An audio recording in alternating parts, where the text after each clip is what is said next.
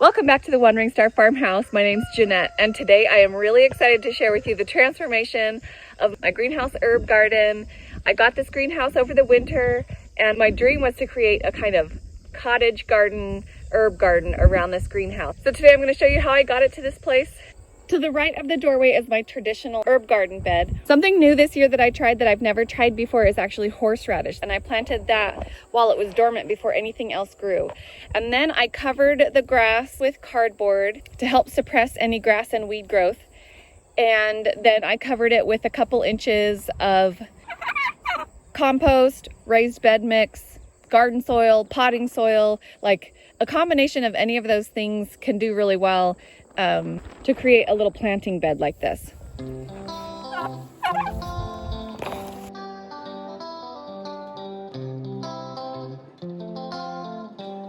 The chives were from a pot that I brought from my last property. They're the pretty little purple blossoms you can see.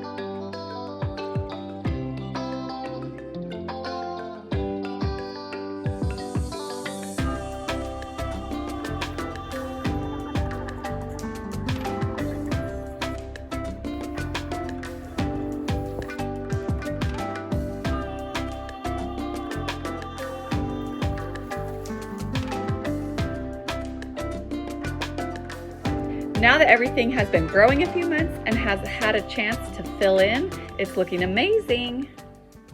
The chives were from a pot that I brought from my last property, and at this point the blossoms are gone, but they will come back next year. This large plant right here is horseradish. Got some little toadstool ceramics that my son and I made at a class together, but it's a little flattened right here because those turkeys think that they own the place, and so they keep sitting on stuff and squashing it.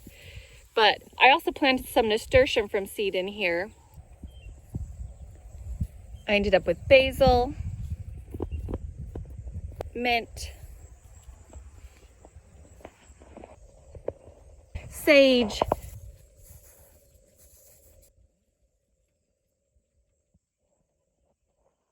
thyme. I planted these ever-bearing strawberries with little pink blossoms that I found at a local garden shop. Rosemary and parsley. To the left of the door, we have another flattened area where the turkeys like to sit. But this is actually Tulsi basil or holy basil. It has pretty little purple blossoms on it, and it smells amazing. And so it's really nice to have right by my front door to my greenhouse, where every time I walk in my greenhouse, it just smells so good. And I've got a little bit of purple basil under here too that really kind of got taken over by the Tulsi basil. I'm letting all the basil go to seed so that then it will drop these seeds and come back again next year. I planted that Tulsi basil from seed, and also I planted this anise hyssop from seed. Now anise hyssop is actually a perennial, so this will come back. It has pretty purple blossoms as well. And these two plants, the anise hyssop and the Tulsi basil, are really good for tea, both of them. Here's one of my varieties of oregano that I have, and I brought that one from my old property as well.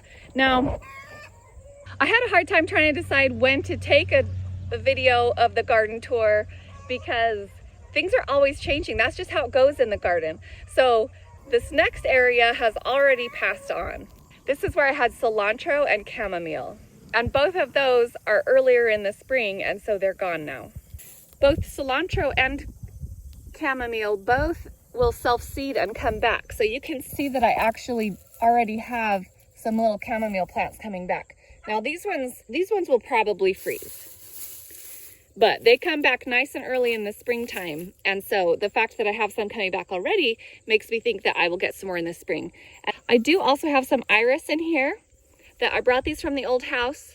Hopefully those will bloom this spring. Here is a later batch of chamomile that is in bloom right now, because I had a bunch more over here as well. But the other thing in bloom over here that's really fun is some dahlias.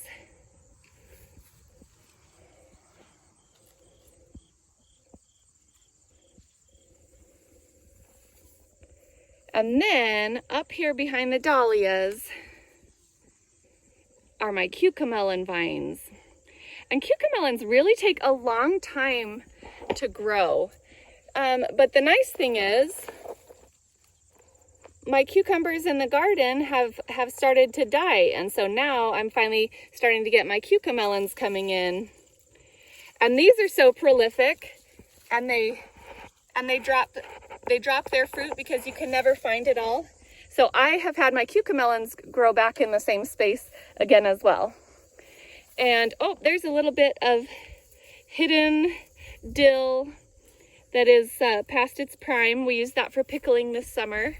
And then lastly, I have nasturtium. And the last thing I wanted to share about my greenhouse was I grabbed these stones from another part of our property to make this little sitting area so that I could sit out and look over my garden. I like to have a spot to sit and maybe eat lunch sometimes, or just have a little drink of something and look out over the progress of my garden. I have gathered up some of these herbs already this year and dried a bunch to make Italian herbs, but I'm going to need to do that again so that I can have enough dried herbs to get us through the winter. And I also want to dry some of these herbs for hot drinks in the winter as well. To tell the truth, I haven't tried these yet, the anise hyssop and the tulsi basil. I haven't tried either of those as drinks yet, just because we have so much milk. One more thing I wanted to do this year was create a little bit of a planting space inside my greenhouse to act as technically a cold frame. So I did the same thing that I did outside. I laid down cardboard and I went ahead and put down a layer of grass clippings because it was that time of year. And then I layered on top some organic garden soil or raised garden mix.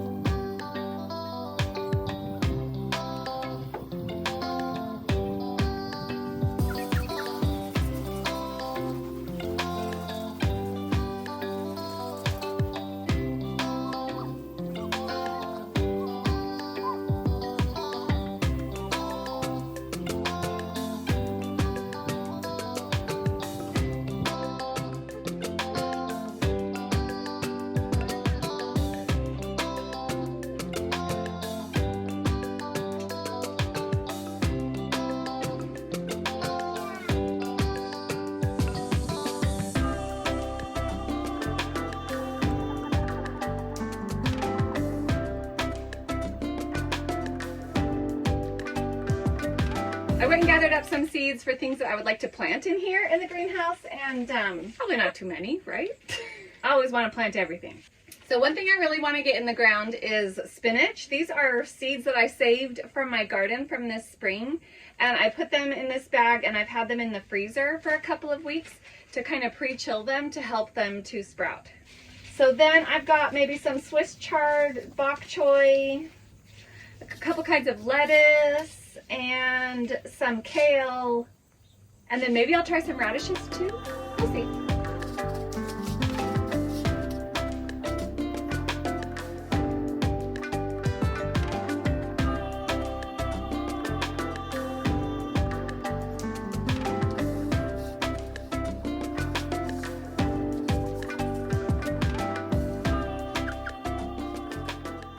All right, I got some seeds planted. and I'm really excited to see how they do in there and to see kind of what goes on inside that greenhouse this winter.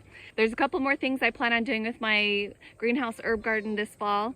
I'm going to dig up some of my horseradish root and find some fun ways of using that this winter.